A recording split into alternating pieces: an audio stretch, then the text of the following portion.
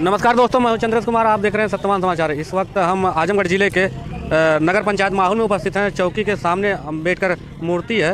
यहाँ पर एक झंडारोहण का कार्यक्रम मनाया जा रहा है और यहाँ पर कुछ गांव के कुछ नगर पंचायत के लोग इकट्ठा हुए हैं। यहाँ पर महाप्रधान कैलाश गौतम भी हैं। यहाँ पर झंडारोहण का कार्यक्रम रखे हुए हैं। आइए उनसे थोड़ा हम जानने की कोशिश करते हैं। झंडारोहण का कार्यक्रम जो रखा गया है 26 जनवरी जो मनाई जाती है, क्यों मनाई जाती है और किस लिए मनाई जाती है, आइए इनसे थोड़ा जानने की हम कोशिश करते हैं।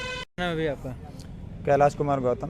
कहाँ के रहने वाले? यहीं चकमक सूद जहाँ माहौल के। ये आज 26 जनवरी गणतंत्र दिवस के बारे में आप जनता में क्या आपका निर्देश रहेगा? पहले तो गणतंत्र दिवस की पूरे देशवासियों को, पूरे भारतवासियों को हार्दिक मंगल कामनाएं, शुभकामनाएं। आज जो हमको ये मौका मिला है बोलने का, ये मौका मिला हमको संविधान से।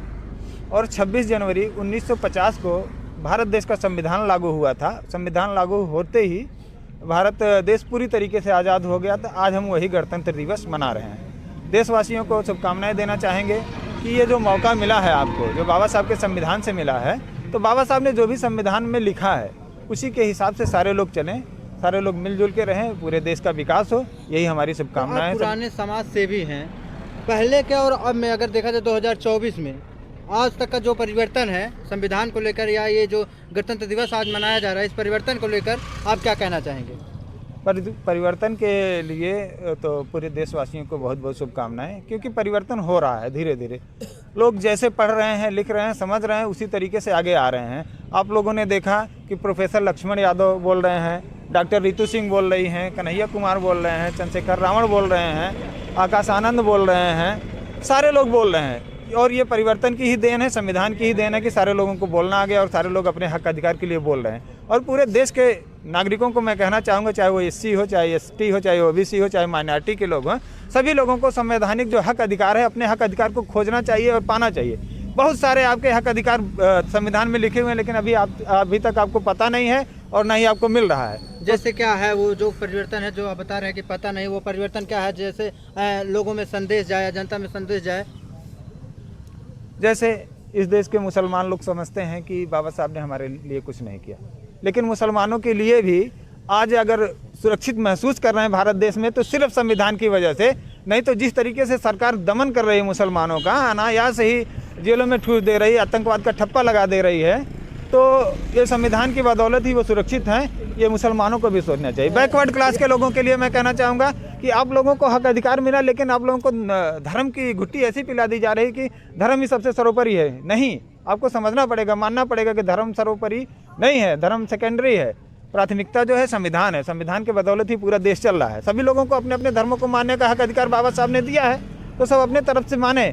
लेकिन यही कहना सरासर गलत है कि भारत जो है हिंदू राष्ट्र बनेगा, हिंदू देश है, ऐसा कहीं कुछ नहीं है। संविधान के हिसाब से ही पूरा देश चलेगा। चाहूँगा सरकार पे, घूम के सरकार पे आना चाहूँगा, इसलिए कि हाल ही में अभी हल्ला हुआ था कि सब अपने अपने घर तिरंगा लगाएंगे, ठीक, लेकिन उसी तिरंगा को उतार के फेंक कर भगवा लगाया जा रहा है। इस पर आप क्या कहना चाहेंगे? जय श्री राम का झंडा टांगा जा रहा है, क्या वहाँ ये देखने को मिल रहा है कि तिरंगे का अपमान हो रहा है या किस प्रकार हो रहा है? जैसे तिरंगे का अपमान तो करने का किसी को हक नहीं है, अगर किसी ने किया है तो वो गलत है। अभी हाल ही में वीडियो वायरल हुआ है, तो इससे आपका क्या संदेश रहेगा? तो जो लोग तिरंगे को हटा के भगवा लगा रहे हैं वो दिमागी रूप से पागल हो चुके हैं। उनको समझना चाहिए कि तिरंगा ही सर्वोपरि उस देश का तिरंगा है, उनके बाप का तिरंगा नहीं है, पूरे देश का है। और उसका अपमान तो पूरे देश का अपमान है। उसके ऊपर तो कानूनी कार्रवाई हो, उसको NSA लगा के जेल में ठूसना चाहिए।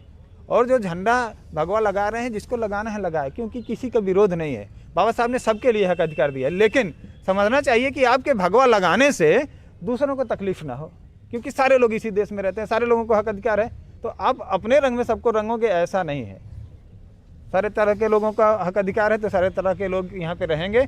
भगवा आप लहराती हैं, आपके हमको कोई दिक्कत नहीं है, लेकिन वहीं लहराइए जहाँ आपको ज़रूरत है, सबके यहाँ मत लहराइए।